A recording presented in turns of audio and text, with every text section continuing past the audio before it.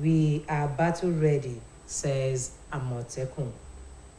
Oshun Goba Oyetola files 1,240-page petition before tribunal. Kano FG under pressure over UN order. Buhari approves 24 billion naira for nascent modular irrigation project. And Sanwo-Olu gives security chiefs marching orders. And moving away from Saturday's Sun, we have Daily Trust. Bizarre things Nigerians do to get money. Man steals roofs, doors of 14 mosques. Other steals 20 Bibles. Groom's best friend caught stealing wedding gifts. Substance abuse. Mental disorders, major factors, says a psychologist. No justification for crime, says clerics. And on sport, Team Nigeria's female athletes stealing the spotlight. That's a very good news. Outcry in FCT as demolitions displace more businesses. Vacant Senate seats. INEC dilly-dallies on by-elections 4 months after Adamu Kyari Nashiha's resignation. Northern elders raise concerns over killing of northerners in South. And on this day newspaper, Buhari, foreign elements responsible for some security challenges confronting Nigeria. Terror threat. Sanwo-Olu summons emergency security meeting. Tells Lagos residents to ignore doomsday prophets.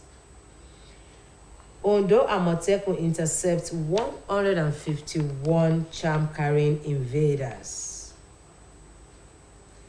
At 70, Buhari extols Daisy Danjuma's years of service to nation, humanity.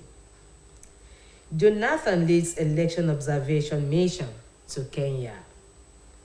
While on Saturday Punch, we have these headlines. Arms, why Amotekun Benue Corps may not get AK-47 license. Please more retain licensing embargo years after. Asks bearers with expired licenses to submit weapons. Say 2,921 sophisticated arms, 58,431 ammunition recovered in 15 months. Why we won't sanction Wike, others, says Ayu. I have no shame selling potatoes amid ASU strike. That is from a UNIO lecturer. A lecturer. One must be employed anyway. One must have a way of putting food on their tables. Yes. Falling Naira. EFCC threatens to arrest dollar hoarders. And Adeleke forged certificates. Oyetola tells tribunal, you are dreaming. You can't win. PDP tells governor. And on the Nation newspaper, PDP crisis, Ayu gives condition to step aside. Says North, South must swap party offices. Wike keeps Atiku in suspense on reconciliation committee. Tension over plan to make Tambuwa DG. I will ensure Tinubu's victory as campaign manager, says Lalone.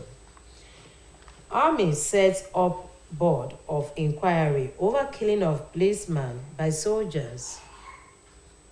Osun APC. Oyetola submits petition before election tribunal.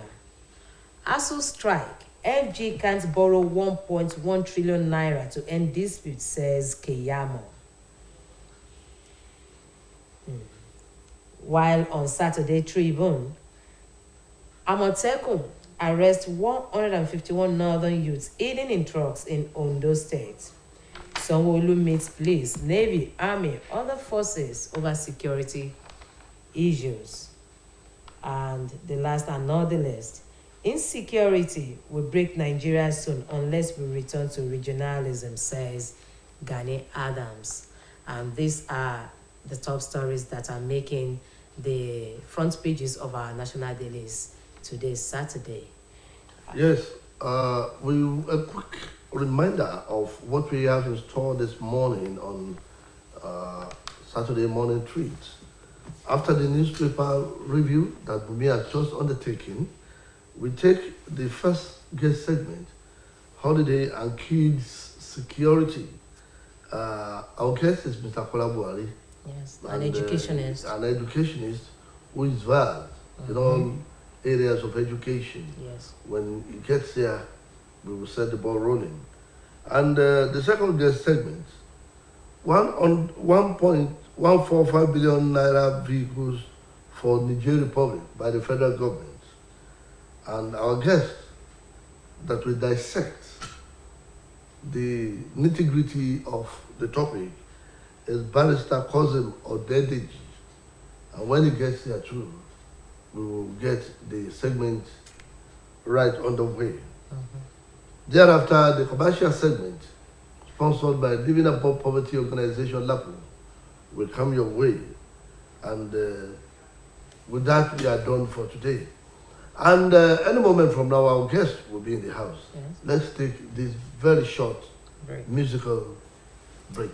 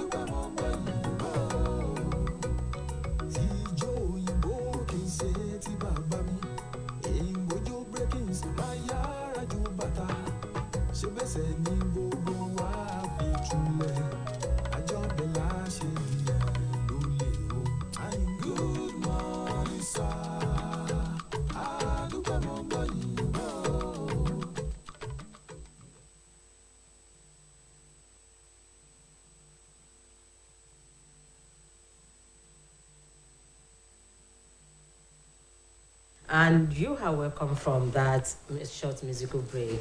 And we are now having our guest in the house with us, in person of Mr. Kola Buhari, an educationist who is quite vast in all realms of education. And what we are discussing this morning is holiday and kids insecurity. Mr. Kola Buhari, you are welcome to the studio. Thank you very much. You're welcome. Yes. So, Yes, let's start from this point. We have had quite a lot of kidnapping. We have in Chibok, we have in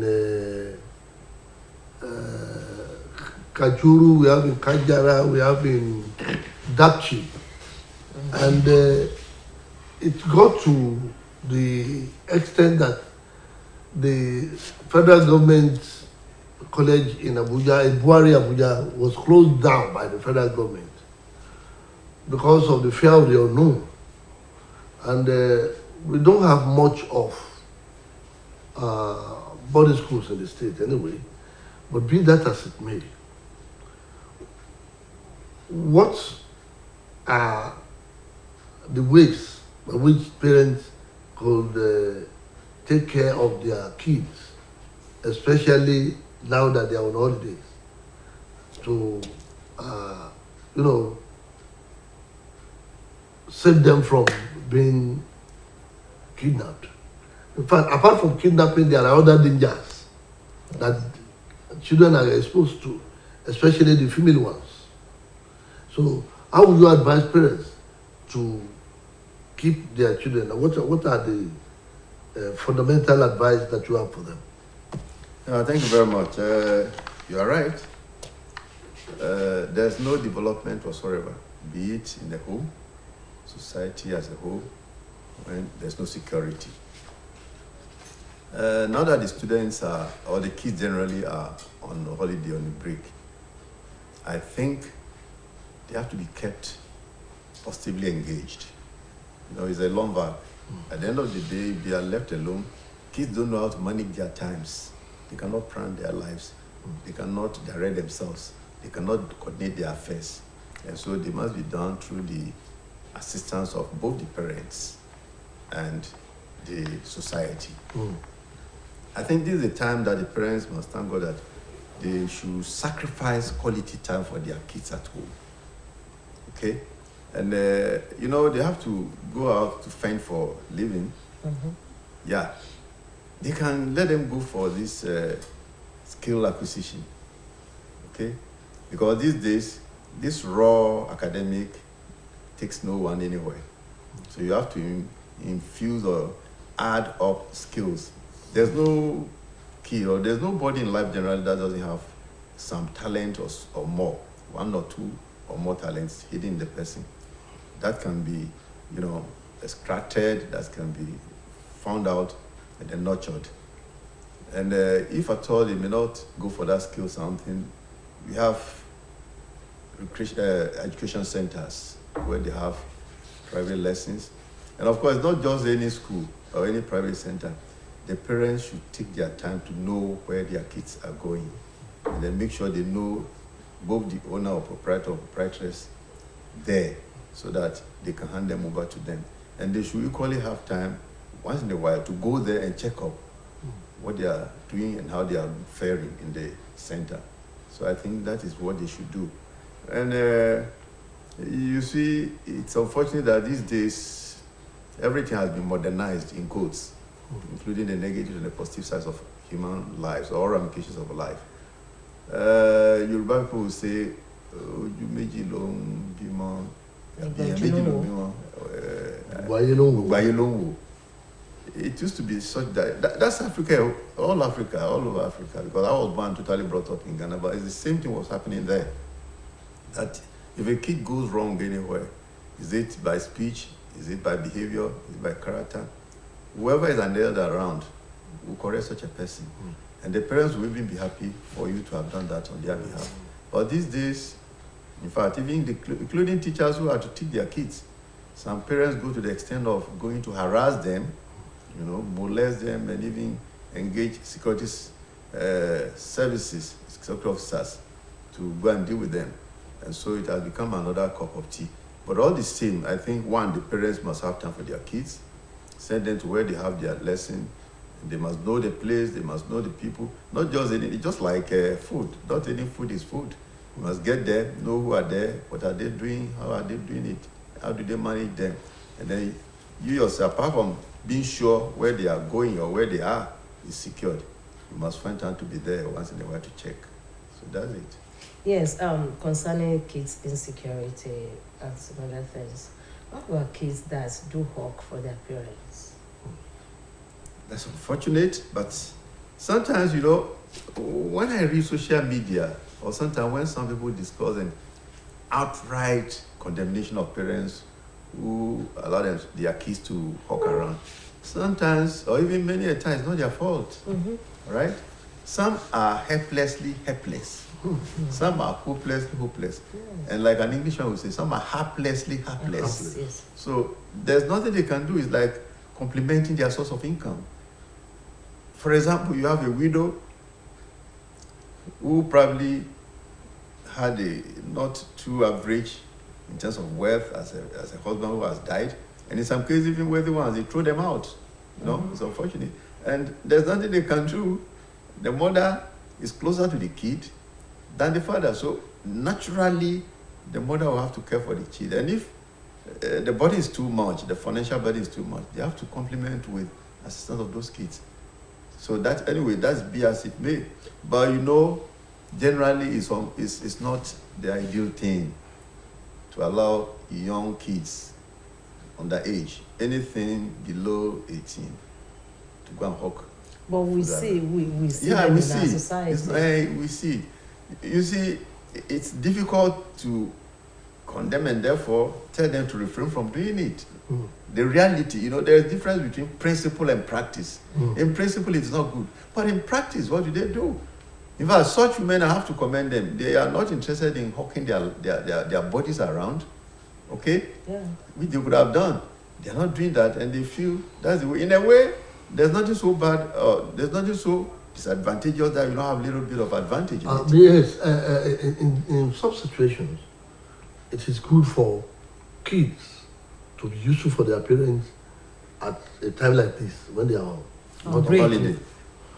But governments should have regulated against underage doing this hawking around, especially the female ones, who may be molested, who may be sexually abused. And in that situation, one will be haplessly hapless, as you are quoting you, sir. What did the government do wrong in that area? And how should the government, parents, and the society at large help the government in this area? And in addition to his question, if at all the government puts in some policies to make things right, such policies, are they going to be realized? You see, the Yorubas will say,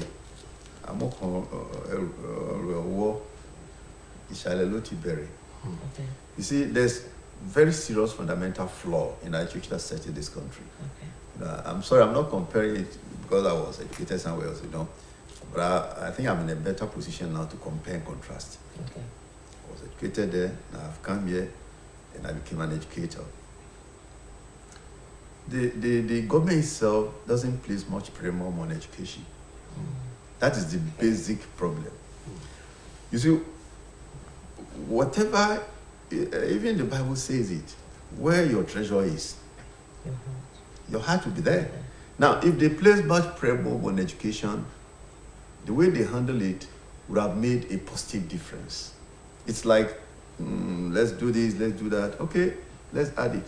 You see, the United Nations, they have certain percentage minimum of your budget that must be given to education. Not less than 20-25%. In some cases, we find some states, including even the federal government, giving us even less than 10% to education. And if you don't give more to it, how does it function well?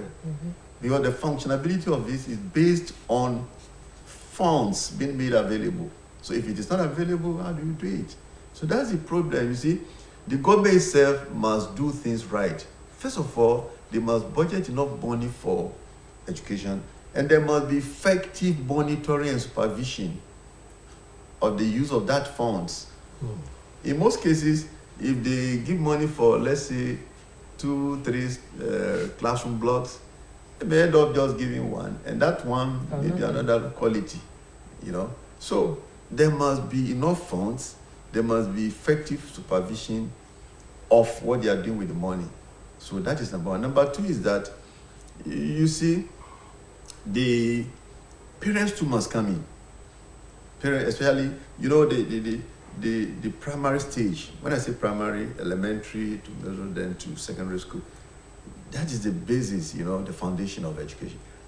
The parents should come in by way of getting practically and actively involved in the running of schools. And that is what we call PTA, Parents Teachers Association. They should be given that enablement, that power, you know, of legally to function in tandem with the heads of the schools. And then we have all students associations too. Yeah, where when they are there, they should remember where they cut their teeth. You know, I still attend all student association in my school in Ghana every year. I do. It's like a cult over there. They take it so serious. Yes, I do. Every year. But for some 2 years now, I've not been going, but I make sure I arrange my funds, my due. You know, if the PTA is very effective, it will make a difference. Even here, as I'm talking, if you look around schools where we have very effective PTAs, they function well. Schools like, you know, I mean, mention some schools like Elisha Grammar School. I know much about that. All right? Oshobo Grammar School. I know much about that. St. Margaret's, Odudua College. You know, and some schools, other schools like that, you know, when they have effectively a PTA handling this, I mean, cooperating with the school system, they come in terms of giving for support. Sometimes they build the structures, they supply them with equipment, scholarships and whatnot. And once they put in their money there, naturally they want to know what is happening with that money. So in the end, at the end, there will be effective monitoring. So I think the PTA should come in. Then the community itself, you know, we have community school relationship. Each community must have a say in what is happening in that school, whether their kids are there or not, because at the end of the day, the products there will be tomorrow's leaders. And if you don't take care of today, you can't have anything about good tomorrow. So that is the way I see it. So, yes, sir. Our schools, when I'm not talking about the holiday time now, right? Because there's no time they won't go back to school. There's need for security in schools now, except we want to deceive ourselves, because it has become obvious that the forests around the southwest are infested by these invaders from just yesterday or thereabout. About 151 were arrested by the Amatekun in Ondo State, right, with charms and dangerous weapons, and some 400-500 of them were driven back from Shagamu. They were going to Lagos on bicycles, on motorcycles, with dangerous weapons. Now, some are already here, some are coming in, and there are a lot of security architecture. No, there's a lot of security reports, as it were, coming out that the forests are full of these invaders from God knows where. When our children resume back to school, there's need for security.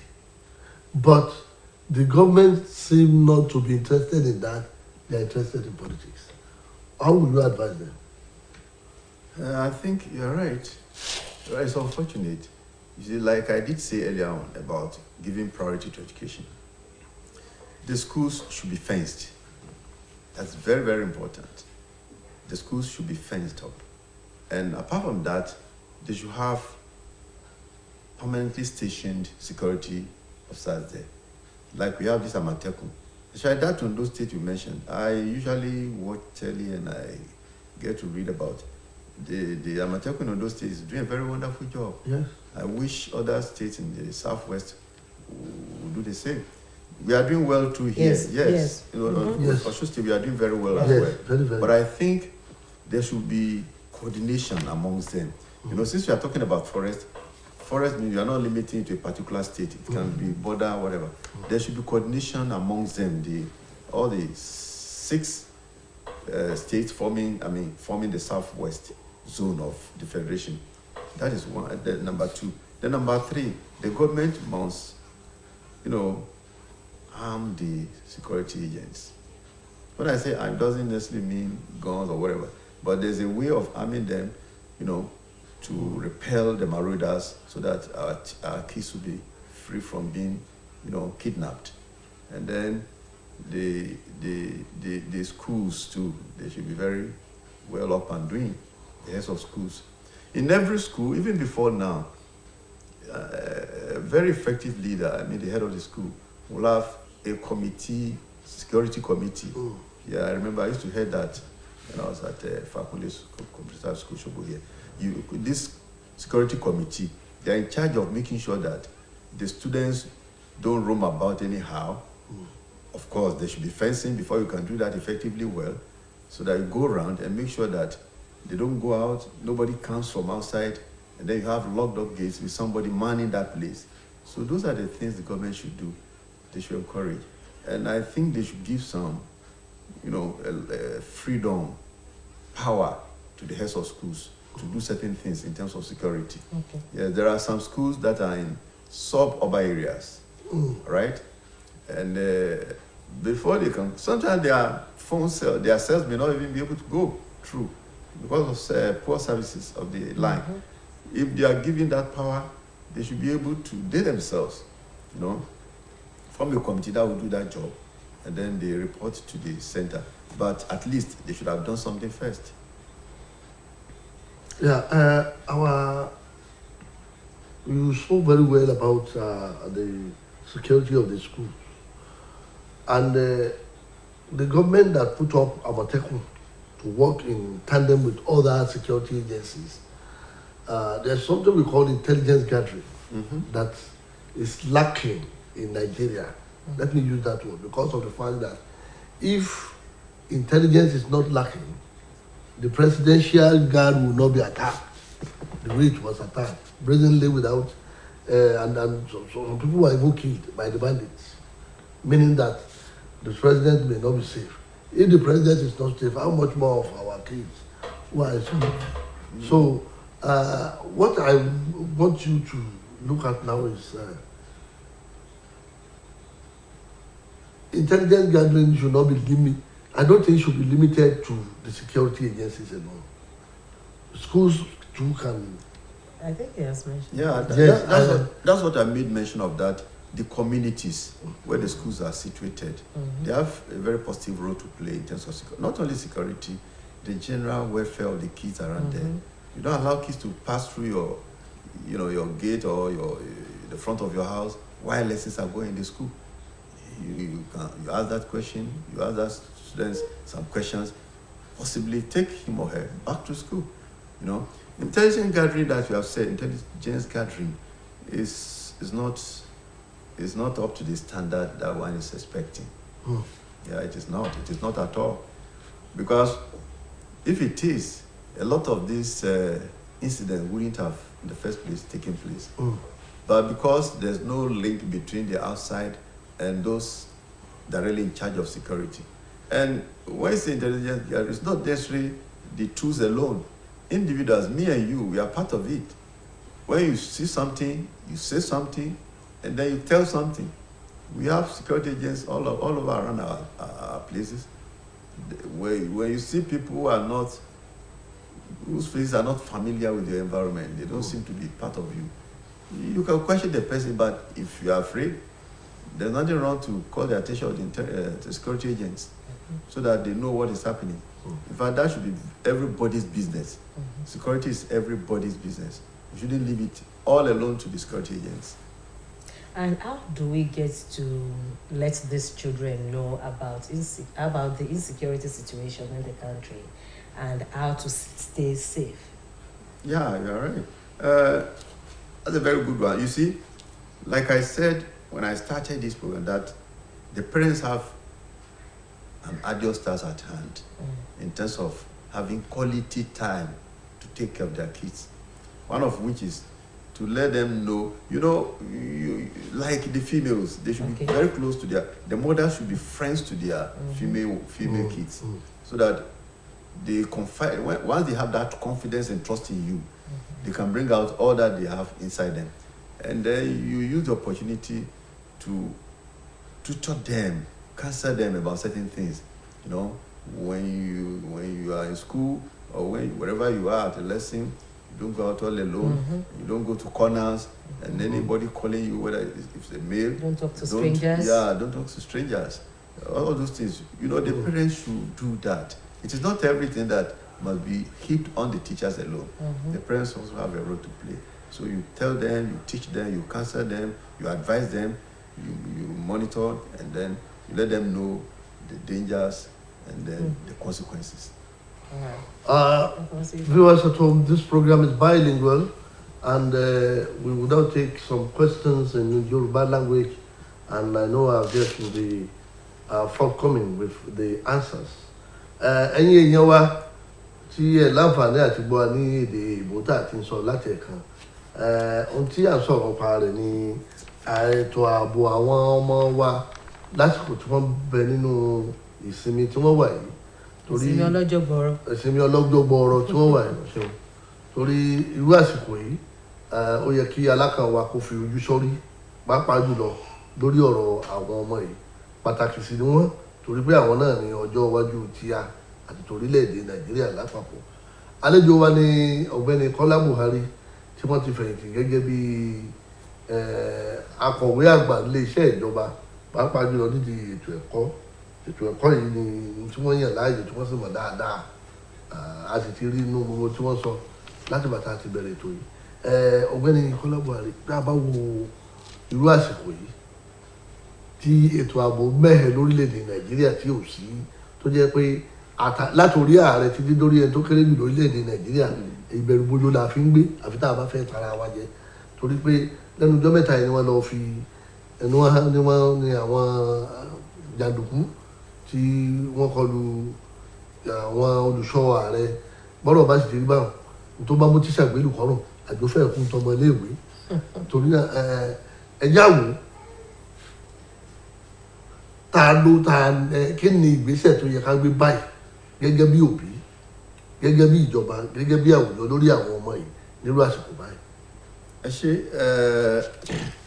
ètò ààbò gbogbo ala ní ìpàtọ́ ẹ̀ka kó fi lè ṣe ìṣòro rere bẹ̀rẹ̀ lórí àwọn òbí, pàápàá jùlọ àwa bàbá náà wà ń bẹ, ṣùgbọ́n àwọn màmá wa tó jẹ́ pé wọ́n súnmọ́ àwọn ọmọ yìí ju àwa lọ. Àsìkò tó yẹ ká ní àsìkò fún wọn dáadáa tí àwọn ìbọn pè ní quality time, láti lè máa bá wọn sọ̀rọ̀, láti lè máa gbà nímọ̀ràn, láti lè máa kọ́ wọn gẹ́gẹ́ bí ó ṣe yẹ kí wọ́n máa rìn, kí wọ́n máa ṣe pé tọ̀ àìbámọ́ o bóyá ọkùnrin kan pè ẹ́ ọmọ bó ṣe ṣe, tàbẹ́ni tó o mọ̀ tí ìṣẹ́ tó ọmọ tí ìṣara yín tẹ̀ ń jọ ń kàwé pọ̀ bóyá ó pè ẹ́ kì í ṣe tó dà lóhùn gbogbo tó àṣẹlẹ̀ kọjá kí àwọn ọ̀gá tí wọ́n níbẹ̀ kún ó gbọ́.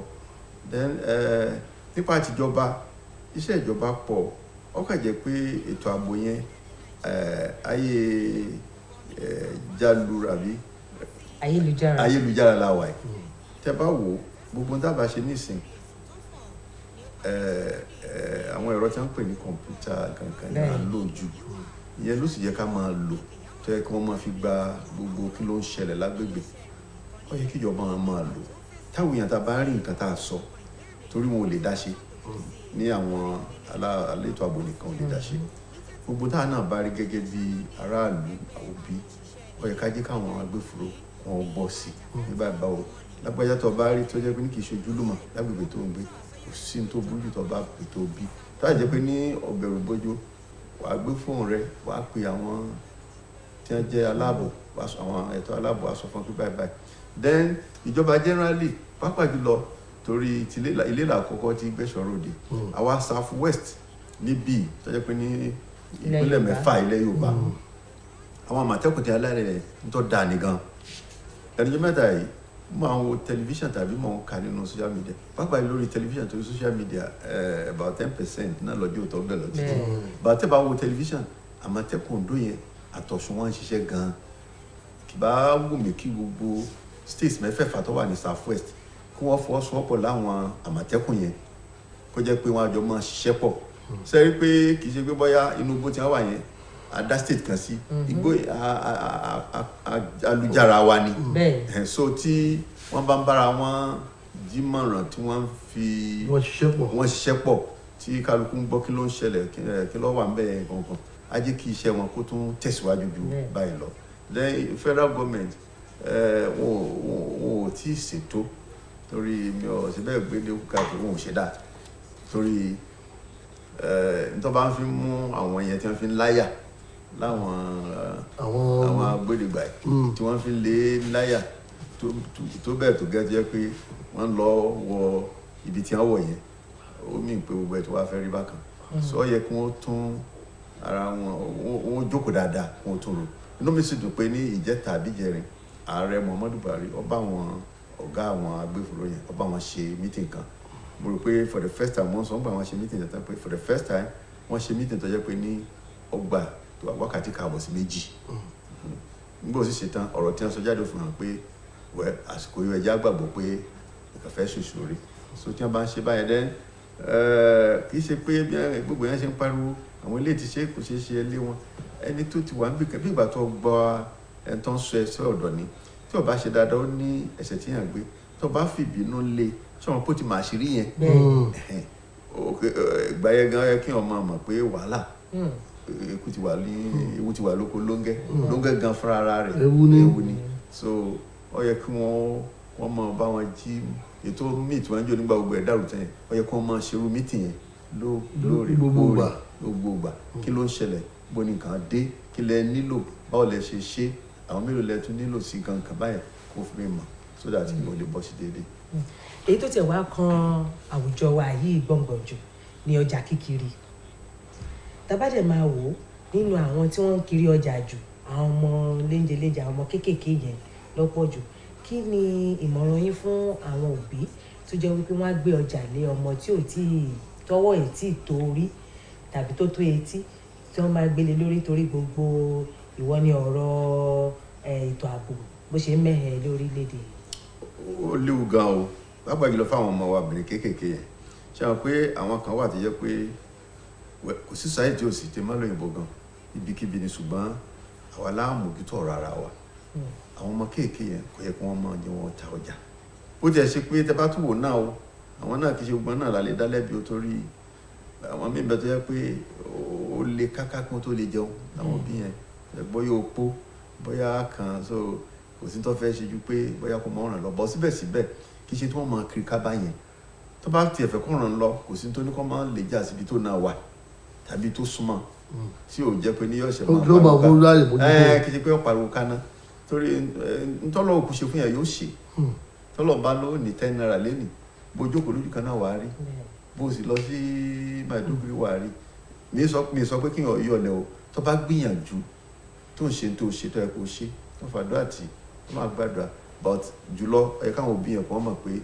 ó léwu láti máa gbé ọjà lé àwọn ọmọ wọn lórí lẹ́yìn ìjọba gan yẹ kó ṣòfin nípa ẹ̀ tá bá sì ṣòfin ó yẹ ká mójútó bí òfin yẹn tó ṣe múlẹ̀ láwọn tí wọ́n máa lọ ká tí wọ́n mọ̀ pé ó ṣiṣẹ́ ẹ rí i pé àwọn ìpínlẹ̀ kan wà irú mo fi ṣàpẹẹrẹ mo sọ̀rọ̀ Èkó wọ́n sọ̀rọ̀ nípa ọ̀nà ojú ọ̀nà pé kí wọ́n má ṣe nǹkan kan bí wọ́n ṣe ń gbà ẹ rí i pé nísìnyí wọ́n ti wá dá àwọn kóòtù kan sílẹ̀ tí wọ́n ń gbé mọ́tò ká tó bá ti ṣẹ̀ tí àwọn ìbò ń pè ní mobile court tó bá ti ṣẹ̀ kíákíá níbẹ̀ náà wọ́n ti ṣètò tó yẹ wọ́n ṣe wọ́n ṣèdájọ́ tó bá rówó san kú tó bá ti rí san àti bẹ̀rẹ̀ ló ti lọ máa ṣeré ní ibi tó wọ́n fi ẹ́ sí so irú mi ọ̀ yẹ kó wọ́n ṣe torí ètò ààbò kò sí tá a ná tó pọ̀ jù kò sí torí láì sáàbò àkọ́kọ́ náà kàn balẹ̀ ìbòdépò pé ara yìí ṣiṣẹ́ tọrọ ajé ó ṣe déédéé tàbí kàn balẹ̀ lọ wà ìtẹ̀síwájú ò lè ṣí ọ̀pọ̀lọpọ̀ àwọn disadvantages lọ́wọ́ àbẹ̀ sọ yẹ káwọn ìjọba kan ó gbìyànjú nípa yẹn.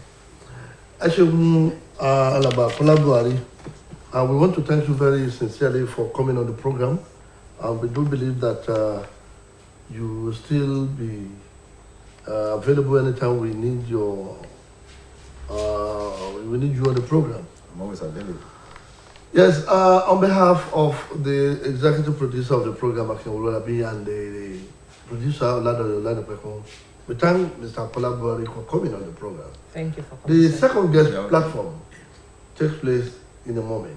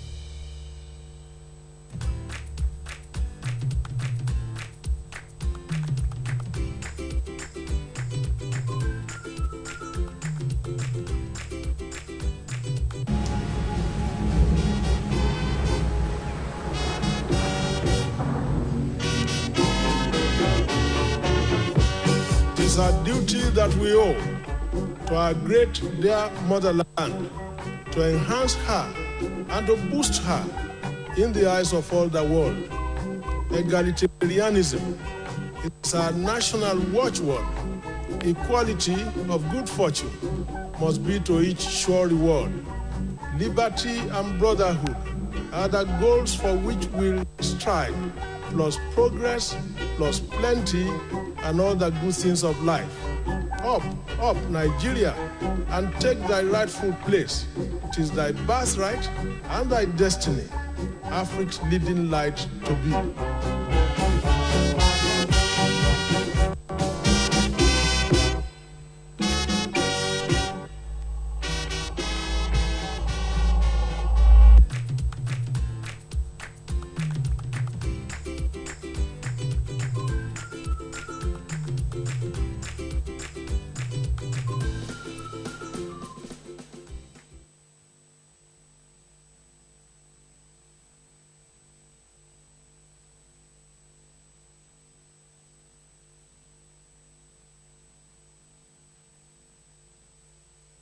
Yes, you are welcome back to the studios of SMT, Saturday Morning Treat on OSBC TV.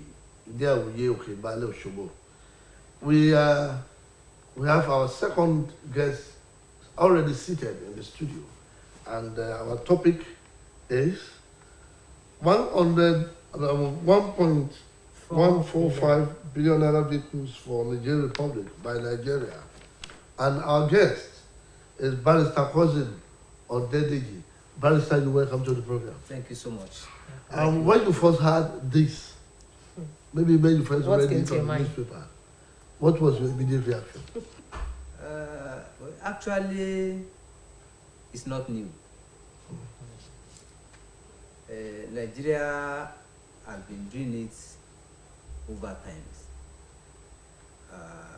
Such intervention, so it's not new in Nigeria history. Nigeria has been playing big brother.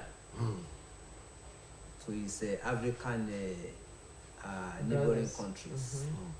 So, however, what makes this one different? So, and why people are looking at it in another way? So it's because of the current challenges we are also having. So people will say there must be a priority. We must have a priority. So our children are at home. So since February. And the issue of fund is part of the challenges that has held them back. So people will now ask that question, that if you have that so much to assist another country, so why don't we put that resources together so to resolve our own challenges, to resolve our own problem. So that is why people are asking that question. So that it means Nigeria actually has that money. So if Nigeria has that money, so why don't we get our priority right to solve our own challenges first before we go to the neighboring country? Some people are even asking if the Niger Republic actually came cap in hand, Nigeria, please save us. So people are asking whether we just decided on our own or there was a request to the effect. Well, it's only the president that can answer that question. So whether he did it out of his own discretion or based on the request of the Don't we have the right to know? We have the right to know. So we have the right to ask questions. So and listen to answer from Mr. President. So we are expecting that the president will answer that question so very soon. Okay, you mentioned that people reacted in such a way because our students are, the tertiary students are at home, yes, while we are facing something else. Don't you think the federal government is trying to prioritize insecurity or security issues over the education sector in the country? Actually, both are very important. Okay. The two are very important, and they are interwoven.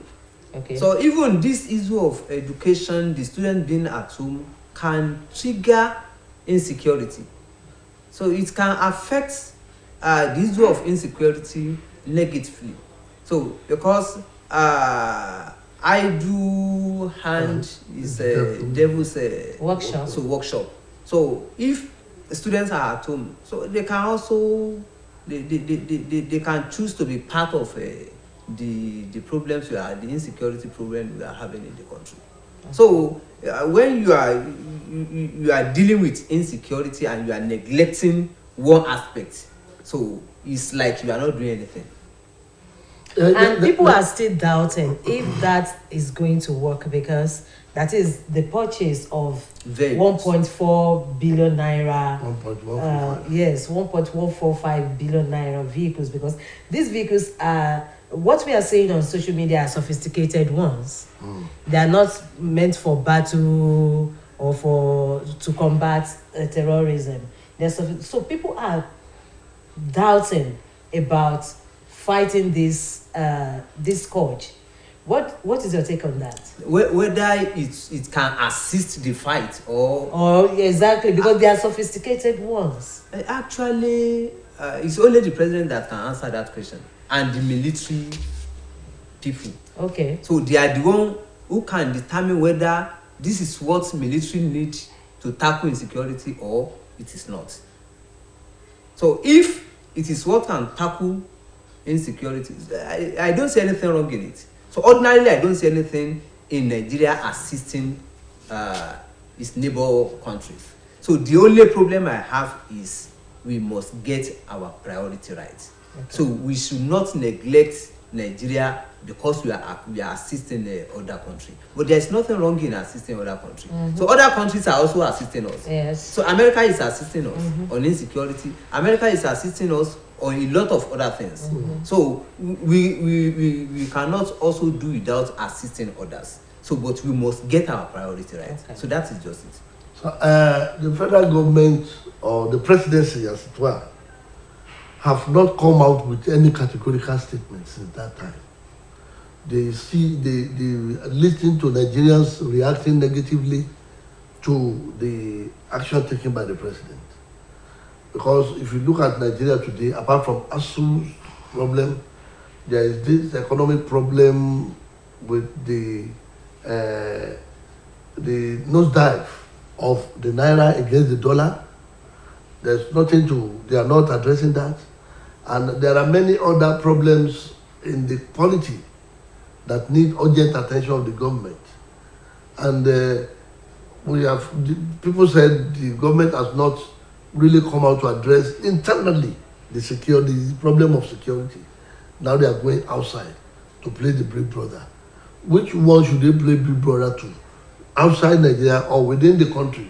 Make the country safe for investors to come in and make everywhere create job for our teeming youth and allow the education institution to flow the way they have been flowing in those days. Actually, all these things are interwoven. The issue of insecurity. So when you are assisting your neighbor, you are assisting yourself. So if the neighboring countries are not secured, Nigeria is also not secured. So that is one thing we must get right. So if other neighboring countries are not secured, Nigeria is not also secured. Because whatever happens there, so equally affects us. So, but one thing I see is that those who are in charge of communication of Mr. President, they are not doing well enough. So they must not leave people just talking, assuming. So they must come out to tell us the rationale for doing whatever they are doing. So perhaps Nigerians will understand. But when there are questions without answers, so when you just leave people to speculate, you leave people to assume, so and you don't address all these things, so it is not good enough. So Nigerians are entitled to ask questions. So and they are entitled to be responded to. So those who are in charge of the communication, so they are not doing well enough. So they must listen to us, they must answer our questions. So that is one of the major problems we are having.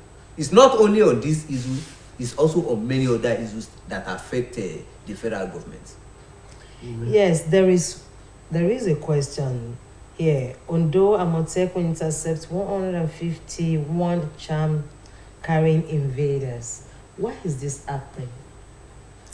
The issue of security in Nigeria is beyond explanation now. It's just too much. So what I see is that the federal government too is overwhelmed.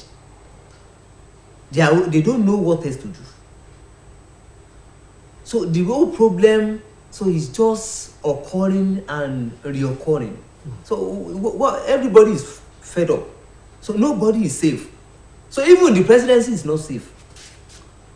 So a situation whereby the team of the president itself was attacked. Yes. So some other, I read about 2 days ago that an assistant inspector general of police or deputy inspector general of police was attacked. Yes. So it's a very serious problem.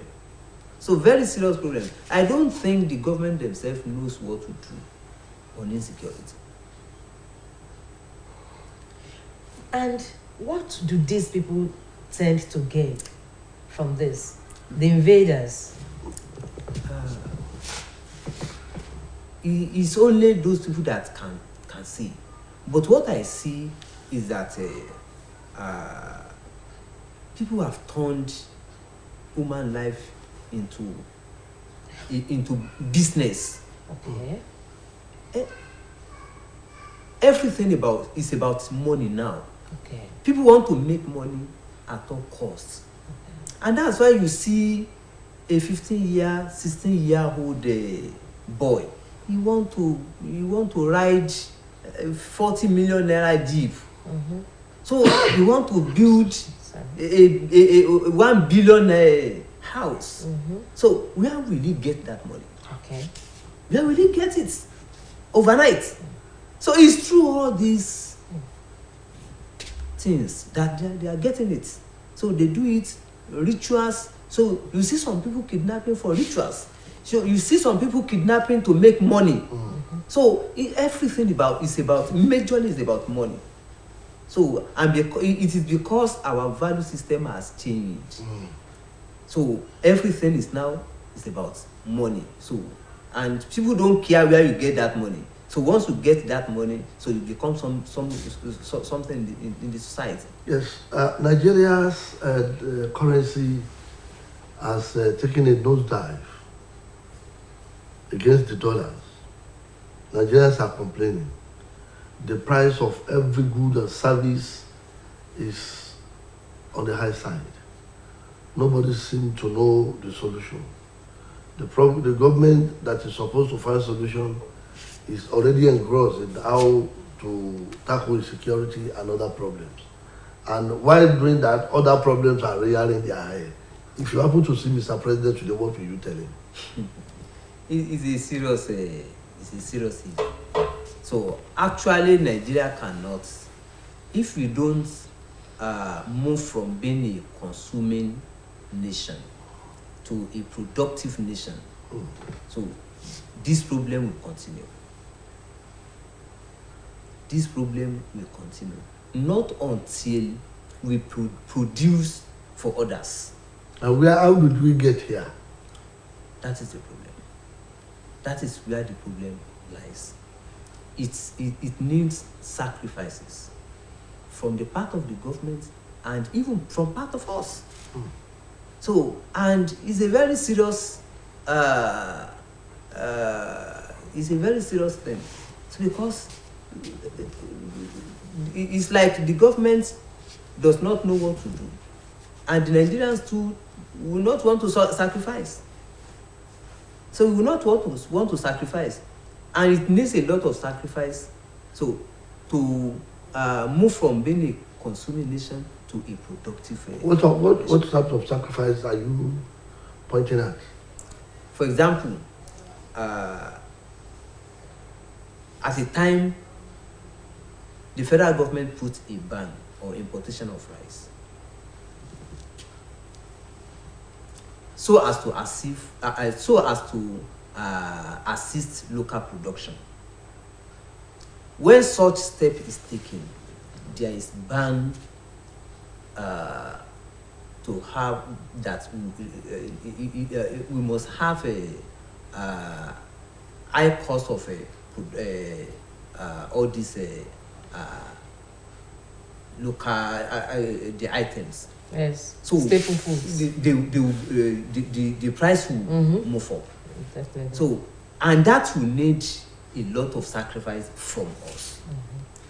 So if you cannot do that, so I will continue going through back door.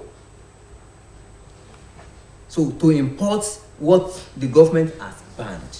So we will go back to square one. So this is the kind of thing. So it seems we import almost everything in Nigeria. Countries don't grow like that. So a country that imports even ordinary toothpick cannot grow. So our currency cannot have value. So when we continue to consume, we are not producing. So our currency will continue to lose its value. And what is the way out? Or what are the ways out? The way out is for us to also make sacrifice. So when the governments make sure that they insist on their policy, if there is a policy that can assist us, the government should also be consistent about that policy, whether we like it or not. Some countries have done that, and they grew eventually. So the government should be consistent. So if you know that there is a policy that can assist our local production, so stay on that policy. Don't change that policy. Not even when people are complaining. So, but if you have to continue going back and forth, so then we won't make any progress. Yes, the president is saying foreign elements are responsible for some security challenges confronting Nigeria. That is some people from other countries, that is neighboring countries, Niger and some other countries, are responsible for some challenges we are facing in Nigeria.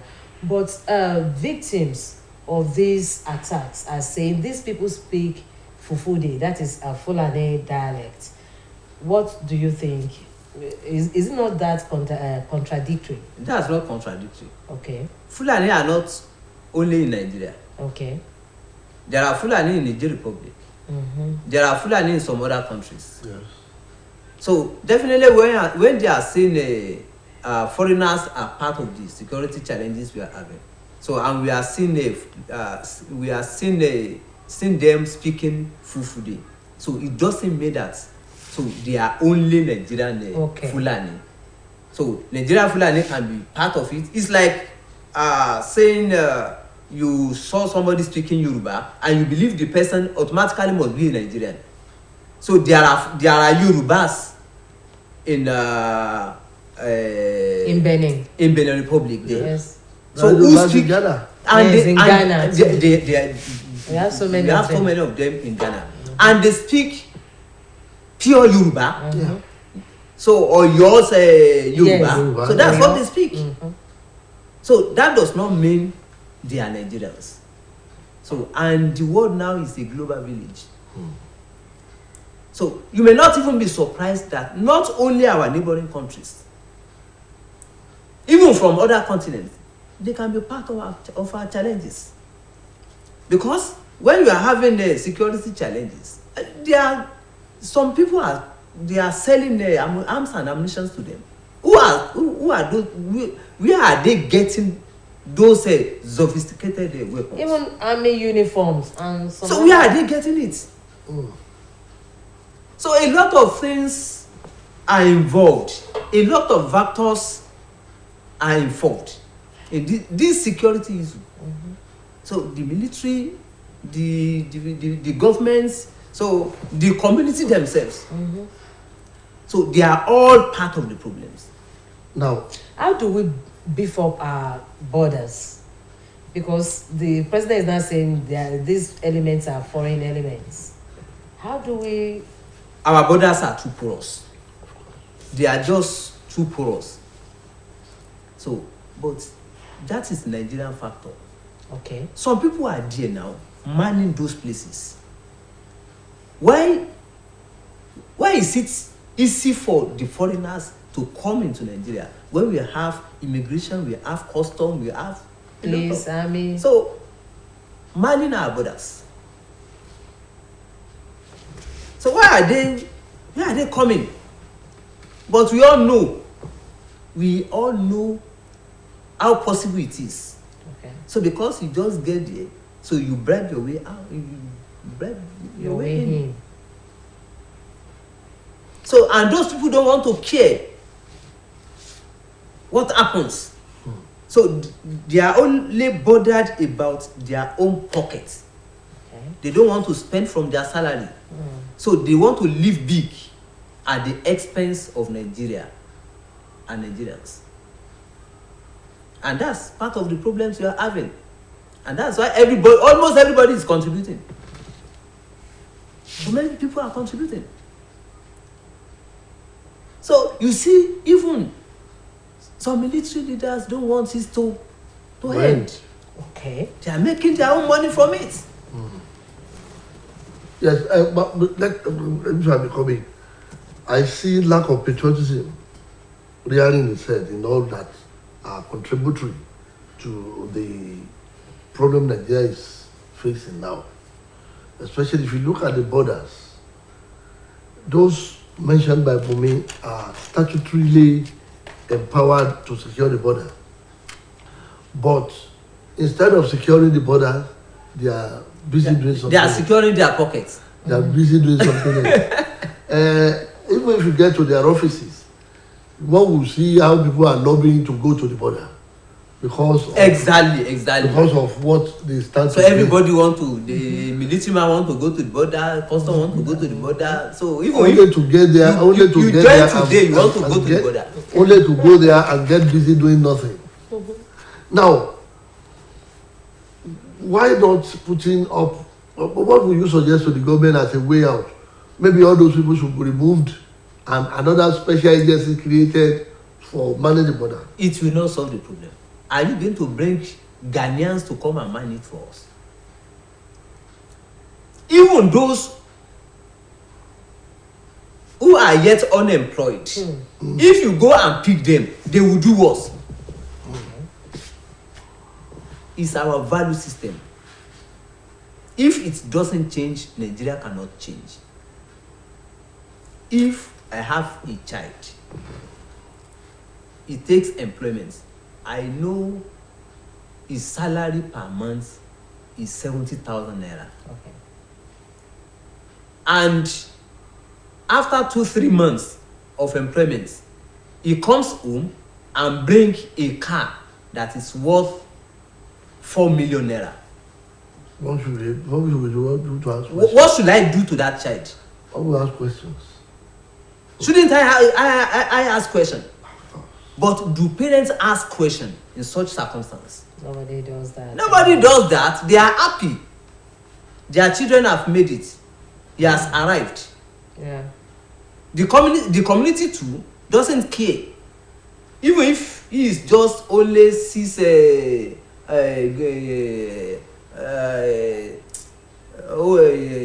grade 6 or 6 or 7 level. So, and he's living like a director. They don't care. Even some messengers. Yeah. So their lifestyle. So you see it, you all know these people are stealing, but you keep silent. So the next thing you give them chieftaincy title. So even in their mosque, in their churches, so they become Baba Ado, Iya Dini. So that the mosque can be able to tap something from them. So, and we want Nigeria to change. Nigeria cannot change like that. Dear viewers at home, this program is bilingual. We have been able to exhaust the English part of it. If you want to take the Yoruba aspect of it. Ẹ̀yin èèyàn wa tí ẹ wò wá ètò yìí aláàlè sọ èdè Ìgbò a sì lè sọ Yorùbá lórí rẹ̀ a sì gbọ́dọ̀ sọ èdè Yorùbá kí ọ̀rọ̀ tá à ń sọ yìí kó lè yé yékéyéké. Ohun tí à ń sọ̀rọ̀ pa rẹ̀ ni bí orílẹ̀-èdè Nàìjíríà ṣe lọ ra àwọn ọkọ̀ kan fún orílẹ̀-èdè Niger Republic. Wọ́n ní gẹ́gẹ́ bí ìjọba àpapọ̀ ṣe sọ wọ́n ní kí wọ́n lè ra àǹfààní láti lo ọkọ̀ náà láti kojú ìpèníjà ètò ààbò tó wà lórílẹ̀‐èdè yìí.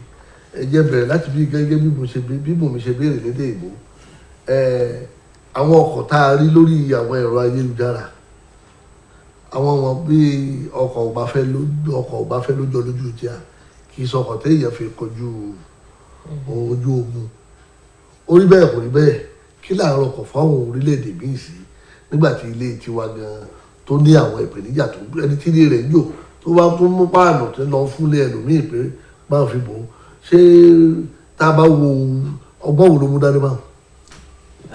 Ẹ ṣe atọ́kùn alákọ̀ọ́kọ́ kì í sòní ní Nàìjíríà tí máa ń ran àwọn alámúlégbé rẹ̀ lọ́wọ́ àmọ́ ràn wọ́n lọ́wọ́ torí pé bá a ṣe ń kojú ìṣòro tó yìí so wọ́n sì tún rí aná gẹ́gẹ́ bí bàbá so lórí ọ̀pọ̀lọpọ̀ àwọn nǹkan so kì í ṣe kó tuntun so pé Nàìjíríà pé a ṣèrànlọ́wọ́ fún àwọn alámúlégbé wa ṣùgbọ́n tó jẹ́ káwọn èèyàn máa béèrè ni pé lásìkò táwa gan wà yìí ìṣòro tí a gan. ẹ mọ̀ bá a ṣe ọkọ̀ ojú ọ̀nà ọkọ̀ ojú omi lọ sọ́dọ̀ ẹ̀bẹ̀ náà. ó lágbára so àwọn èèyàn ń béèrè pé àwọn ọmọ wa ń bẹ nílé láti February so wọn ò lọ́ọ̀bì kankan ara tí ń sì dá wọn dúró náà owó ni tó bá jẹ́ báyìí kí ni ìjọba òkúkú pa àwọn owó yẹn pọ̀ so kí wọ́n fi mójútó tí ń ṣe àwa ní abẹ́lé kó tó di pé wọ́n mọ̀ lọ ra ọkọ̀ fún àwọn orílẹ̀-èdè míì so in tó jẹ́ káwọn èèyàn máa béèrè yẹn so àwọn èèyàn sì lẹ́tọ̀ọ́ láti béèrè so ìjọba náà sì ó sì yẹ kí wọ́n dá wa lóhùn kí wọ́n ṣàlàyé ẹ̀ fún wa bóyá wọ́n rí ní táwa ò rí so bóyá tí wọ́n bá ṣàlàyé rẹ̀ fún wa bóyá yóò sì kíni bóyá yóò yé wa jù báyìí lọ ṣùgbọ́n àwọn èèyàn láǹfààní láti béèrè so torí pé àwa gan a ní ìpèníjà so ilé tí ó lágbára ní lọ́dọ̀ tiwa. Gẹ́gẹ́ bí ààrẹ Buhari ṣe sọ wípé àwọn tí wọ́n wá ń da orílẹ̀-èdè ìlú tí wọ́n dẹ̀ àwọn ajínigbé ajínipa tí wọ́n da omi orílẹ̀-èdè ìlú wípé wọ́n wá láti ilẹ̀ òkèèrè àgàgà àwọn ìlú tí wọ́n súnmọ́ orílẹ̀-èdè Nàìjíríà ǹjẹ́ níwòye títí ṣe rò pé irú ìgbésẹ̀ yẹn ló wá yẹ kí ìjọba gbé láti ran irú àwọn orílẹ̀-èdè bẹ́ẹ̀ yẹn lọ́wọ́ wípé kí wọ́n dojúkọ wípé kí wọ́n lè paná ìgbìnrìn ọ̀tẹ̀ yìí àbí àwa fún ara wa gan ló yẹ kí a múlé okùn wa ká so dọ̀ìndọ̀ìn ní ibi tó pé àwọn ará bíi kò yẹ kí wọ́n lè wọlé wá kí ni ìwòye títí yín. níwòye mi méjèèjì ló yá sí méjèèjì ló yá sí so alákọ̀ọ́kọ́ tẹ́nìkan bá sọ pé àwọn tí wọ́n ń dà wá láàmú kì í ṣe Nàìjíríà náà ti wá èmi ò sọ pé rọ ni.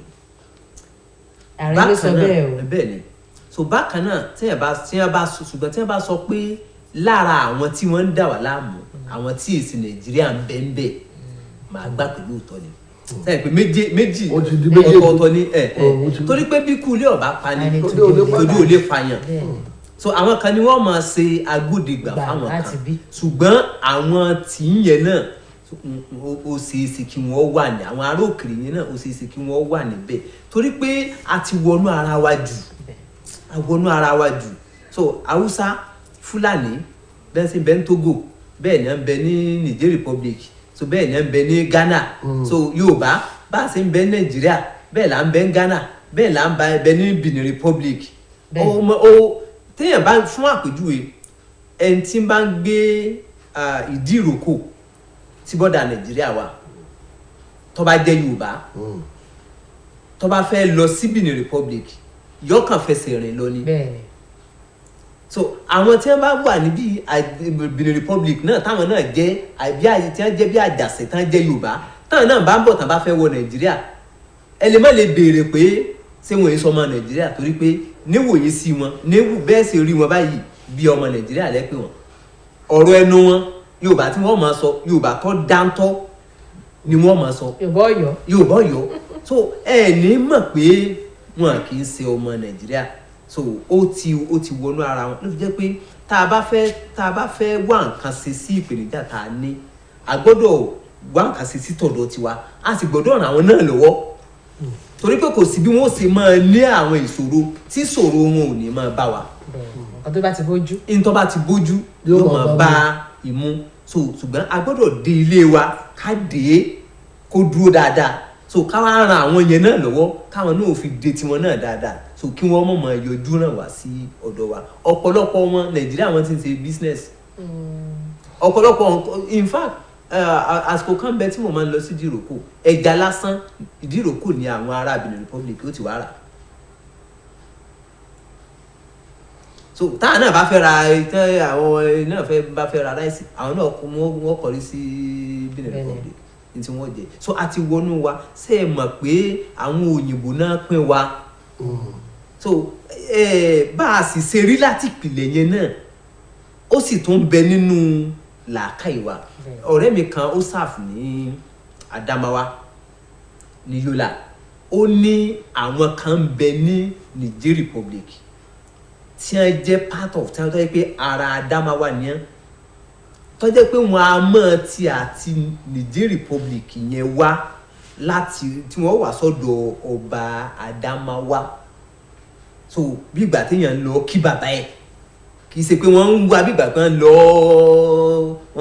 wọ́n lọ sínú àjò bí ìgbà pé èèyàn wọ́n wá ń pè homage sí ọba Adamawa so torí pé wọ́n rí gẹ́gẹ́ bí bàbá wọn ni ẹlẹ́ńbẹ̀ wọn o tí wọ́n gbé nǹkan wá so àwọn yẹn náà rí àwọn yẹn gẹ́gẹ́ bí brothers wọn pé ọmọ ìyá ni wá ọmọ bàbá ni wá so sírù yẹn ni ó wà níbì kan tí ó wà fẹ́ wọlé tí ó sọ pé mọ́ wọlé kò sáàyè.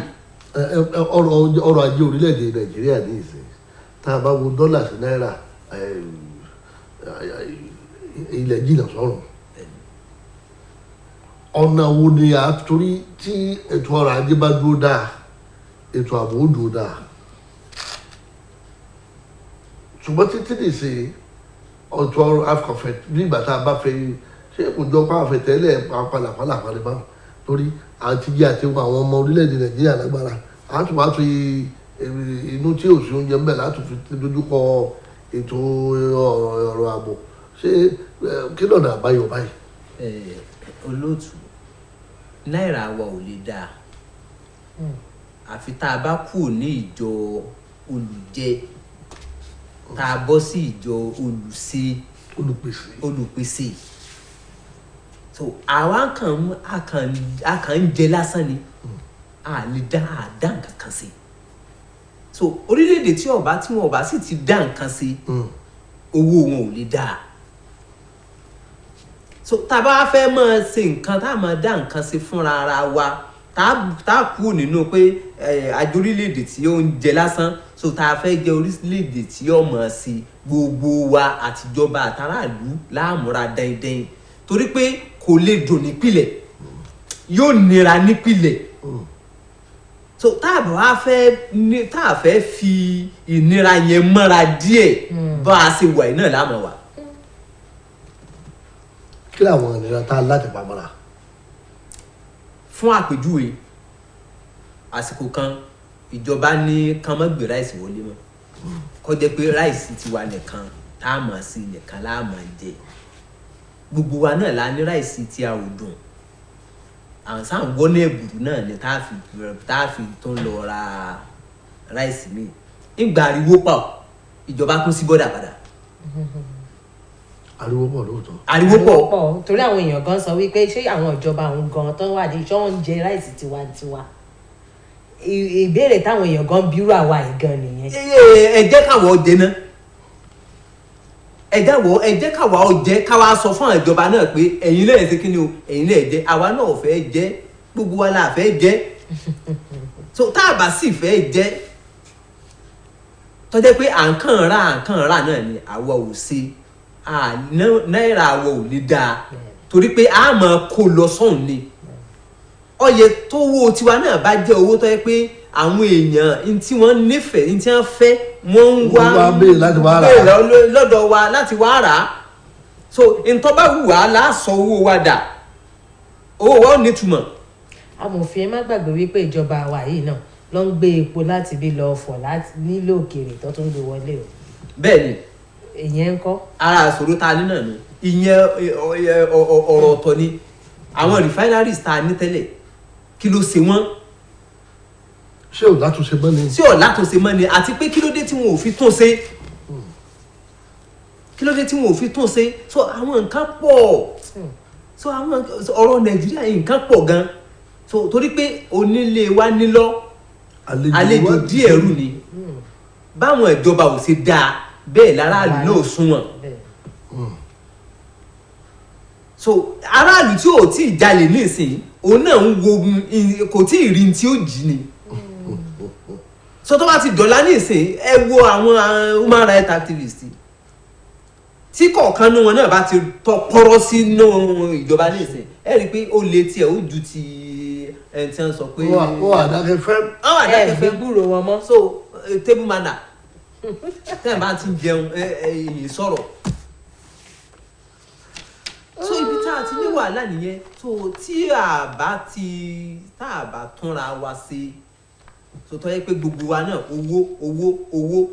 owó ni ọmọ ọdún mẹ́ẹ̀ẹ́dógún kò sọ ọmọlúwàbí mọ́ ọmọ ọdún mẹ́ẹ̀ẹ́dógún ó fẹ́ gun jíìpù 40 million ó fẹ́ kọ́lé 1 billion so tó bá sì kọ àwọn òbí rẹ̀ ò ní sọ pé ń bolo ti rówó ọmọ tàbí lánàá kí sẹ́ẹ̀ kí ló ṣe tó fi rówó ẹni tó gbaṣẹ́ lónìí tí owó oṣù rẹ̀ ò ju 50,000 naira lọ so yóò máa ṣe nǹkan 1 million naira kò sẹ́ni tí ó bí léèrè wọ́n tó fi joyè ó fi joyè lù ó fi joyè mọ́sálásí ó fi joyè ṣọ́ọ̀ṣì àwa ní nǹkan dá nǹkan ò lè dá bẹ́ẹ̀ yẹn so ìṣòro wa ni pé kálukú ó fẹ́ kó fi àìdá tí ń ṣe é lẹ̀ a fẹ́ kí ẹlòmíì ó fa àìdá tí ń ṣe é lẹ̀ ṣùgbọ́n ìdá táwa gangan ṣe tí à ń fi ń dá kún wàhálà nàìjíríà àwa gangan ò fẹ́ fi lẹ̀ à ń kàn ń wo tẹlòmíì gbà lágbájá báyìí ní tí ń ṣe tí ò dáa a fẹ́ kó òun fi lẹ̀ ṣùgbọ́n èwo a máa wò pé ibo lèmi gangan lèmi náà ti ń kó wàhálà bá nàìjíríà kémi náà tiẹ̀ fi lẹ̀. bá a ṣe sọ̀rọ̀ tẹ bá láǹfààní àti rí ààrẹ buhari lónìí kí lẹ bá sọ. nípa ètò ààbò àti ọ̀rọ̀ gbogbo ìṣòro orílẹ̀-èdè nàìjíríà kí lẹ bá jọ torí ní ìgbà tó bá nílò ìmọ̀ràn ni o. mo mọ̀ pé ọ̀pọ̀lọpọ̀ ìmọ̀ràn yóò ti lọ sẹ́rí lónìí bí mo bá a ṣe wà yìí mo kàn rí i pé ààrẹ ń kájọ́ ni kò yé ààrẹ náà mọ́ ààrẹ ń kájọ́ pé kí kọjọ́ tí wọ́n ó gbéjọba lẹ̀ ọ̀sá pé kí n máa lọ ó ti dàrú so kọ́lọ́run ọba tún sí kọ́lọ́run ọba kó bá tún tò so ṣùgbọ́n ibi tí kálukú wa náà torí pé ibi tọ́pọ̀lọpọ̀ náà ti ń dákun àwọn tá a ní wọ́n sọ wa náà ọ̀pọ̀lọpọ̀ wọn náà àpò ara wọn náà ń jà sí tá bá ní kẹlòmíì ọ̀ra kan yẹ àwọn ọ̀gá ológun míì tá bá ní kan ra nǹkan wọn ò ní rà á tí a bá ní kán fún àwọn tí wọ́n ń jagun tí a bá ní wọ́n fún wọn lówó wọn ò ní fún wọn ẹni tí ó wà lójú ogun tẹ́ ẹ̀ fún lówó bó lẹ̀ sì fẹ́ kọ́ jagun so tí Boko Haram kan tàbí terrorist kan tó bá wá dé tán gbówó lẹ̀ fún ṣé kò ní fi ọ̀rọ̀ ti Nàìjíríà lẹ̀ so nǹkan ò ní fẹ́ lè di àìmọye àjọ Boko Haram so nǹkan pọ̀ kọ́lọ́run ọba kó kún wa. Àkótó nípa kúrò lórí ètò yìí àwọn ọmọ Nàìjíríà lórí ọ̀rọ̀ ọkàn tí orílẹ̀-èdè yìí rà fún Niger Republic mo fẹ́ kẹ́ ẹ la ojú àwọn ọmọ Nàìjíríà sí àǹfààní tó wà bẹ́ẹ̀ tí àǹfààní tó wà bẹ́ẹ̀. Àǹfààní ń bẹ bí kí Nàìjíríà kó ran alámùlégbè rẹ̀ lọ́wọ́ so torí pé tó lè bá ń jà lékejì ilé tó wà lẹ́gbẹ̀ẹ́ rẹ̀ o lè ń jà ń bẹ̀ wọ́n rọ̀bù ọ̀wá ní ọ̀kan ọ́ tí wọ́n bá ti jí nǹkan ti bẹ̀ yẹn tán ọ̀dọ̀ rẹ̀ ni wọ́n ń bọ̀ so àti pé Nàìjíríà náà wọ́n ràn wá lọ́wọ́ náà lókèrè àwọn náà sì ní sọ̀rọ̀ tí wọn ká má gbàgbé Amẹ́ríkà máa ràn wá náà lọ́wọ́ Britain náà máa ràn wá lọ́wọ́ àwọn orílẹ̀-èdè míì náà máa ràn wá lọ́wọ́ tó yẹ pé owó ńlá ni wọ́n máa fi ràn wá lọ́wọ́ àwọn náà máa ran ètò ààbò wa lọ́wọ́ so wọ́n ó tún ràn wá lọ́wọ́ pẹ̀lú pé wọ́n á kọ́ àwọn ológun wa so lóríṣiríṣi àwọn ọ̀nà tí wọ́n lè gbà láti fi ṣe ọ̀pọ̀lọpọ̀ àwọn nǹkan so táwa náà bá wá ń ran àwọn alámùlégbè wa lọ́wọ́ ká má rí bíi ntí ọ̀dà so ẹnu tọ́kàn wà ń bẹ̀ ni pé àwọn tó bá jẹ mọ́ tiwa náà nílé ká mójútó òun náà ṣùgbọ́n kò sábúrú nínú ká ran alámùlégbè wa lọ́wọ́ torí pé tí ó bá dáa fún aládùúgbò wa ó dáa fáwa náà tí ó bá dáa fún aládùúgbò wa yóò ràn àwa náà. Yes, dear viewers at home, this is the convenient spot to draw curtain on this segment, the second guest segment on the program Saturday Morning Treats on OSBC television. We want to sincerely thank our guests on the program, Barrister Cousin Odedeji, for coming and for taking us through the analysis of the topic before us.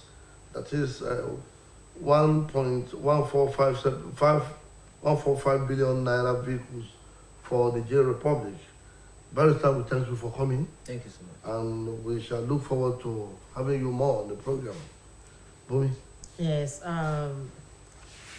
we shall be back after this sponsored program.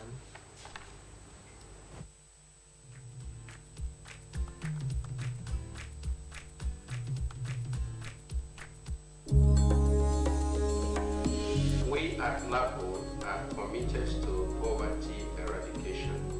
We equally believe that the battle against poverty requires the effort of everyone.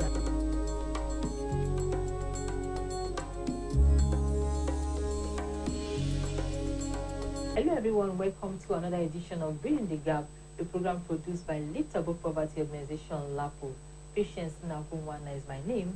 And on the program this morning, we are going to be talking about healthcare in rural Nigeria. We know that people living in rural areas of Nigeria, they lack qualitative healthcare system, including good hospitals, professionals, drugs, and even health awareness programs, which would help educate them on how to live a healthy life. So on the program this morning, we are going to be talking about barriers, some of the barriers to healthcare and disease prevention in rural Nigeria. And I have in the studio with me this morning to be talking about this Dr. Andrew Ojebon. Doctor, you are welcome to the program. Thank you, madam. My pleasure, and good day, viewers. Yeah. Dr. Andrew Ojebon is from the Department of Public Health and Community Medicine, University of Benin Teaching Hospital. But before we continue, let's quickly take the LAPO message.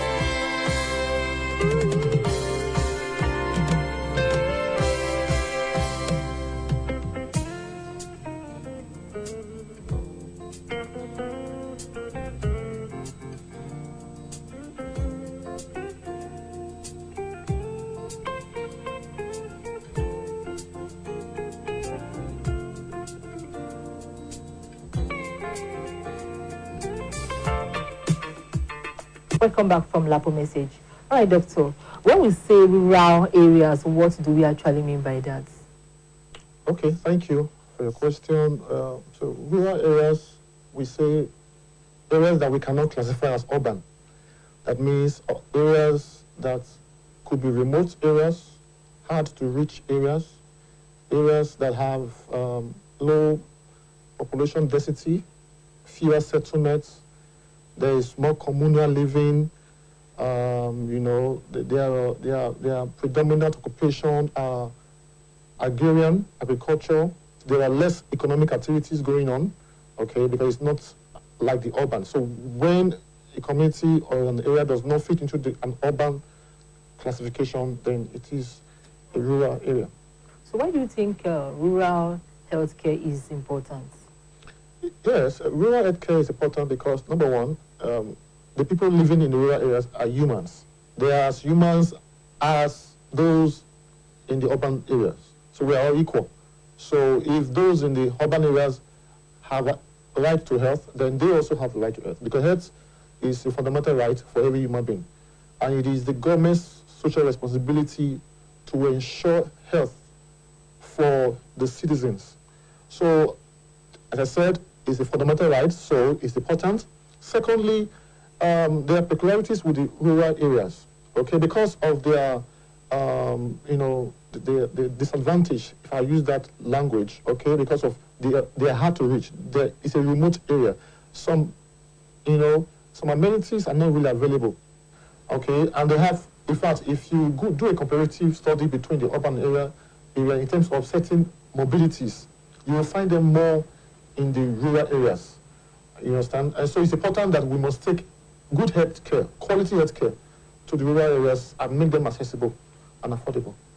But some persons are of the opinion that we have more the aged population, so to say, in the rural areas. Yes, so that is one of the demographic characteristics or peculiarity with the rural areas. There are more aged people in the rural areas, people who were even once in the urban areas but are retired, so they just feel should go back to the rural areas and settle there and live, because the rural area may be more supporting, you know, in terms of having to live as an elderly, because when it comes to elderly, there are peculiarities we know with them. So it's easier to live in that environment because there are communal, you know, relationships, you know, there are support systems, you know, extended family members that they can see. So there are more aged people in the rural areas, and the elderly have their you know, their kind of ailments.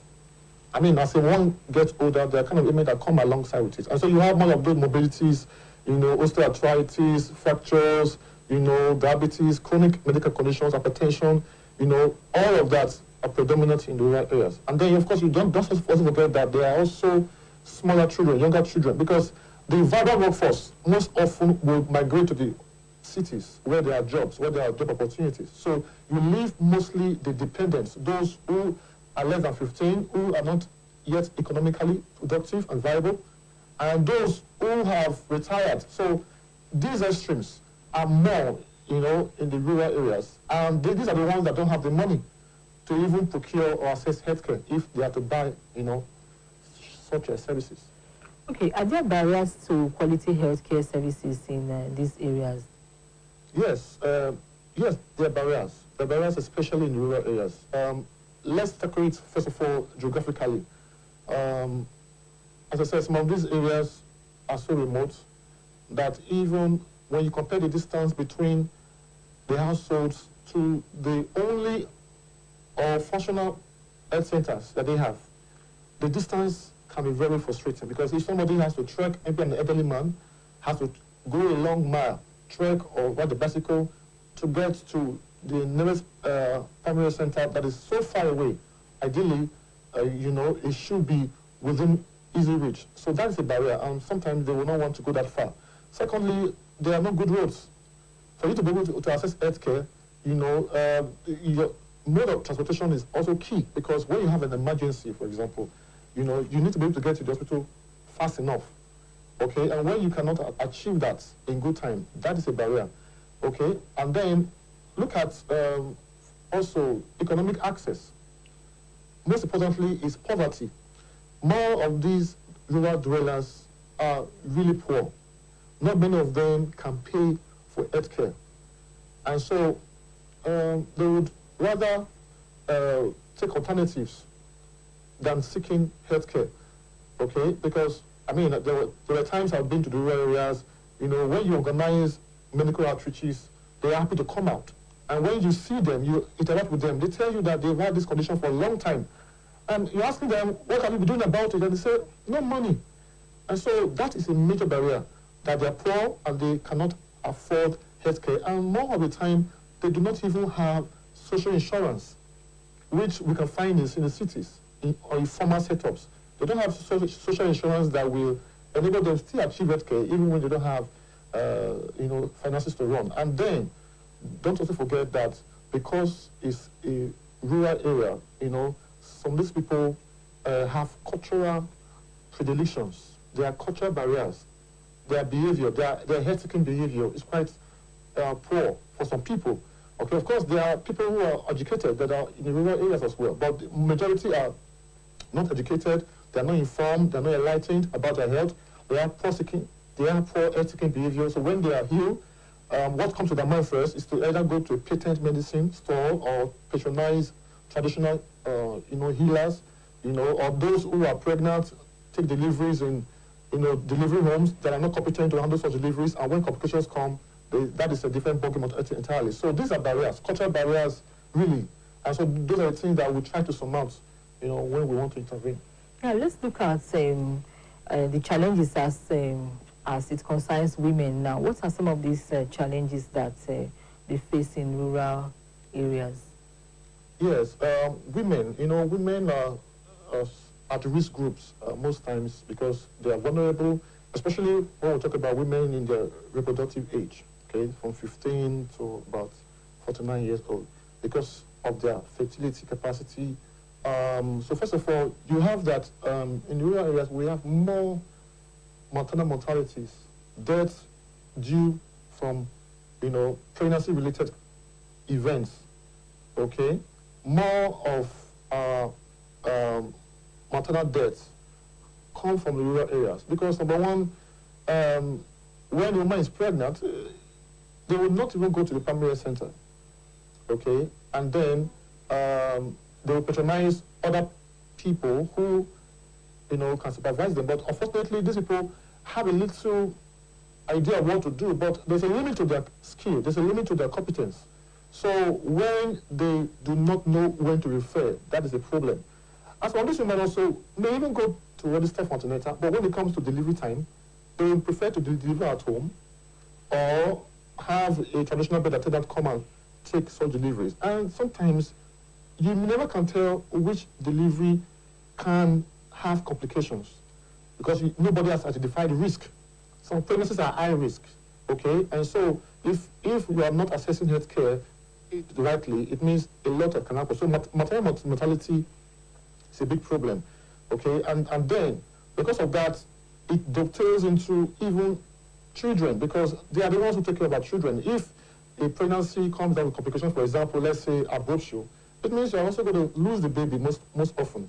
The baby will die either in the womb or shortly after birth, because it will affect perinatal mortality and even child mortality. So most of these indices, health indices, maternal mortality, infant mortality, child under 5 mortalities, will also be affected negatively. And that's why in Nigeria we still have high rates, and it's a negative indicator for us as a country, that we should improve indices, our health indices across board. First of all, our women, they are prone to that. And don't also forget that, because when it comes to women empowerment, they are less empowered in the rural areas. Most of them are not well educated, so they don't even know that they have rights. And so they are subjected to certain cultural practices, like, for example, female genital mutilation, which is atrocious. It is unacceptable in our modern society today. Okay, you can see children being circumcised, and they're mutilated. It is mutilation. It is violence against women. And so these are some of the challenges. Also, teenage pregnancies are common. Okay, some of these children who may not go to school will now be prone to other social vices like rape and then early pregnancies, teenage pregnancy, and there are complications that can arise. So there are a whole myriad of reproductive and sexual health related issues that confront women, especially in the rural areas. All right, let's take a break here to bring you the faces of LAPO. And when we come back, we'll be talking about solutions, the way forward.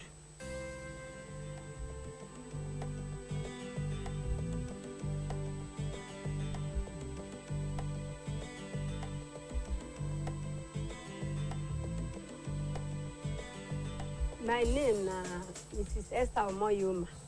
I dey Efru Market along PTI Road. The business when I dey do na bead, I dey say I dey into bead, cap, walking stick. That is anything pertaining to native dressing. I don join LAPO since 2008. I dey take money, they take the trade at that time. That make me join now.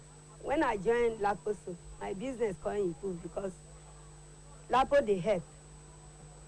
If you need money, they go give you to improve your market.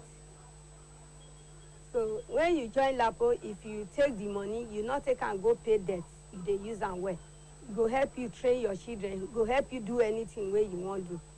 Wait till I don't take a shift, they say, like the store where you they see so. Now LAPO make me get her.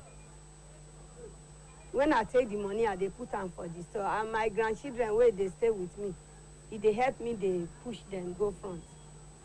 Like all this lamp, where would they use? If they see light now, go on this lamp. Now LAPO are for taker. Like fan, where they blow me for night, if light not there, now LAPO. Many things. Like you want buy access now. If you go there, they go sell for you. So far make you fit pay. They advise people, if you want take money for LAPO, if you take them, you not hold house rent for ground where you want take the money pay. Or as you just carry the money, you go take and pay school fees. So pay and back go hard you. But if you take and buy something for your shop, you they sell the thing, you they pay back. You they sell, you they pay back. Know how you go fit pay. So they advise people who want take LAPO, I feel show on the road for LAPO, but not take and pay BC. Waiting that they do is good, because they help many people. People will not even get money at all. If they go take the money, if they use them in a way, it help them. Even people where they sell tomatoes, the time when they start to give LAPO 10,000, some take and survive. So I advise LAPO make it give people money.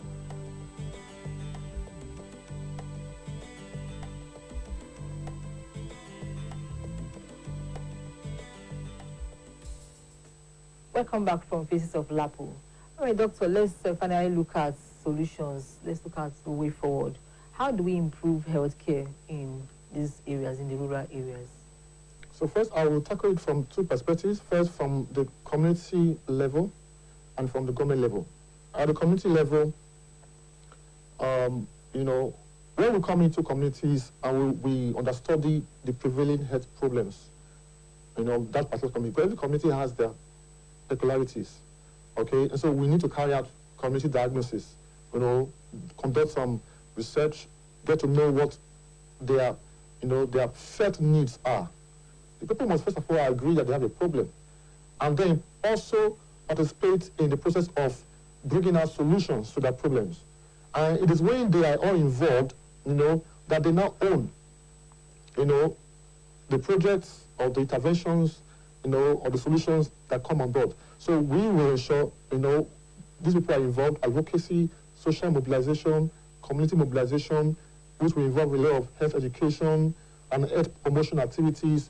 We want to educate them about, certain, harmful cultural practices which they should desist from, and also reinforce or promote the good habits, because it's not every cultural practice that is bad. Some are good. Coming from the government perspective, government, as I said earlier, has its core mandate to ensure that the citizens are healthy, because if your citizens are not healthy, they will not be productive. That means the economy will also be stranded. And so, government all over the world, it is a general consensus, even based on our sustainable development goals, okay? SDGs 1, 2, 3, and thereabout. All is geared towards ensuring that there's equity in health distribution. Healthcare should not only be a product for the rich, it is also a product for the poor. And so there must be equity in distribution. And that comes to government ensuring that there is equity in distribution of healthcare services. Okay? What we find most times is most of our manpower in the health sector are located in the urban areas, leaving very few, to man the rural areas. And that is a disproportionate distribution. So we want more persons, more manpower, more doctors, nurses, CHIUs, and other cadre of health workers, to man our primary centers. And that's why we have primary health centers, because that primary health center is the closest unit, where healthcare delivery takes place. So we may not have the benefit of having a hospital like EBTH, in a rural community, but we have primary health center, and it is the goal of every government to ensure, like I also know from this government, even it's a national consensus that every ward should have at least one primary health center. That will reduce the time lost in trying to access those health services. That will encourage people to come out. That will change the health care seeking behavior. Okay, and so that is one. Secondly, these people, when they even come to the health centers, some services are not even available because the personnel are not there, or they're out of drugs. Okay, so this out of drug syndrome is a problem, and that's why the drug recovery fund, which was a product of the Bamako initiative, came on board to ensure that there's always constant supply of drug. It's a system that ensures that there's a recovery fund that ensures right from the seed capital to ensure there's always drugs available. Because if a patient comes to the hospital or to the health center, and after seeing the nurse or the doctor or whoever, and they tell the person that there are no drugs, go and buy elsewhere, they will come back because it is a failed system. They won't have trust and confidence for the system. And so that should be in place. Services, both reproductive, sexual, and other, germane areas of healthcare, should be provided within the limits of the primary centers. And where they cannot be provided, there's always room for referral to the next level. So I think government should ensure that our PSCs across board, especially at local government, that they are working, they are functional. If you go around some of these areas, most of those PSCs are not working. And they don't even offer 24-hour services. Maybe they just come from morning to afternoon and evening and they close. What happens at night when there's an emergency? Because there can be emergencies. So we all have a stake, both from the individual, both from the household, both from the community level, and then the government. We must put things together, collaborate, home healthcare, okay, to ensure that we improve healthcare for our citizens, both for our elderly populations and our young ones, and even the young ones, everyone is at risk of being sick. And so when such events happen, there must be appropriate care and services provided for to ensure that there's delivery, there's recovery, and then reduce issues of complications, disabilities arising from certain things. Because the truth is that there are a whole lot of complications that arise when the right persons don't handle the health care. When you have people who are not competent handling deliveries, and then there are a lot of stillbirth, a lot of maternal mortality. We want more skilled bed attendants in the rural areas to take deliveries for our pregnant women in those communities. We want more trained personnel. There's to be training and retraining. Government is doing something, at least to some extent, but there's room for improvement. And as common government, but government must continue to put enough funds, into the health sector. Currently, the health sector is really not really attracting, the right, amount or the percentage from the budget that is ideal as specified by, WHO. So government, both at the federal level, at the state level, should see healthcare as a primary driving force for the GDP of the state or the economy, of the productivity potential of the populace. Because there are countries in the world that are investing massively in healthcare because they believe that the rippling effect will improve. I mean, if you have a healthy population, you have a vibrant working force and more returns. More people are working. If someone is sick and is at home for days, that is loss. That is economic loss and wastage. So government should sit up, and the communities also should own health care in their settlements. Yeah. Thank you very much, Doctor, for spending this lovely Saturday morning with us. Yeah, we appreciate you. All right, we've been talking about barriers to healthcare and disease prevention in rural Nigeria and the way forward. And the way forward for us, I'm going to add to what Doctor has been telling us. I'm going to read from a report that I have here. With the concentration of poverty, low health status, and high disease burden in rural areas, there is a need to focus specifically on improving the health of people in rural and remote areas, particularly if the urban drift is to be reversed. The World Health Organization International Development Program has highlighted this with specific objectives for policies and action which promote sustainable livelihoods, including access for people to land, resources, and markets, as well as better education, health, and opportunities for rural people. These objectives seek to contribute to lowering child and maternal mortality and to improve basic health care for all, including reproductive services. That has been on the program for today. For those who want to reach out to us, you can do that through by sending us text messages. Our social media handles are on the screen. You can also walk into any of our offices and you would be welcomed. Till we come your way again. Peace. Bye-bye.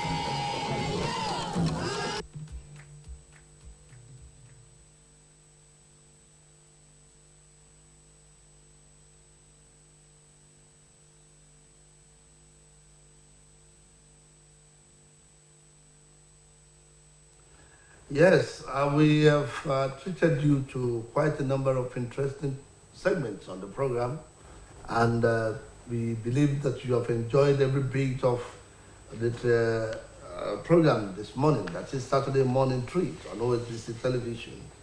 Bumi? Yes, and this is going to be the convenience spot we shall be saying our byes on today's edition of Saturday Morning Treat. I mean, this week's edition of Saturday's Morning Treat. And we shall, we are hoping to meet again next week.